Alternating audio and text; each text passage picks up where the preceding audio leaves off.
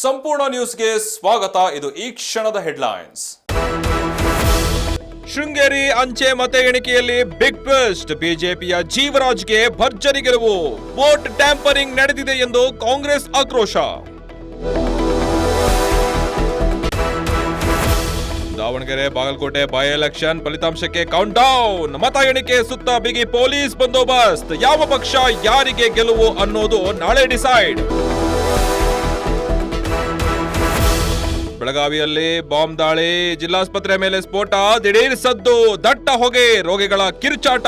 ತುರ್ತು ಪರಿಸ್ಥಿತಿಯಲ್ಲಿ ರಕ್ಷಣೆ ಕಾರ್ಯ ಹೇಗಿರಬೇಕು ಎಂದು ಮಾಕ್ ಡ್ರಿಲ್. ಪೊಲೀಸರ ಸಮ್ಮುಖದಲ್ಲೇ ಧಮಕಿ, ಸಾರಾ ಗೋವಿಂದ್ ವಿರುದ್ಧ ಚೇತನ್ ಅಹಿಂಸಾ ದೂರು, ಎಫ್ಐಆರ್ ದಾಖಲು.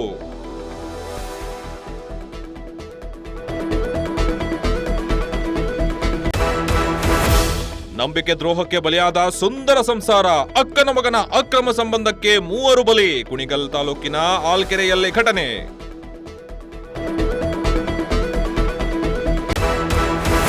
ವಿವಿಧ ಬೇಡಿಕೆ ಈಡೇರಿಸುವಂತೆ ಕಾರ್ಮಿಕರ ಪಟ್ಟು. ಮೇ 20ರಿಂದ ಸಾರಿಗೆ ನೌಕರರ ಮುಷ್ಕರ.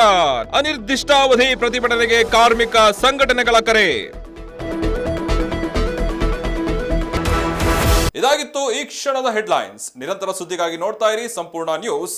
ಇದು ನೊಂದವರ ಧ್ವನಿ. ಸಂಪೂರ್ಣ ನ್ಯೂಸ್, ಇದು ನೊಂದವರ ಧ್ವನಿ.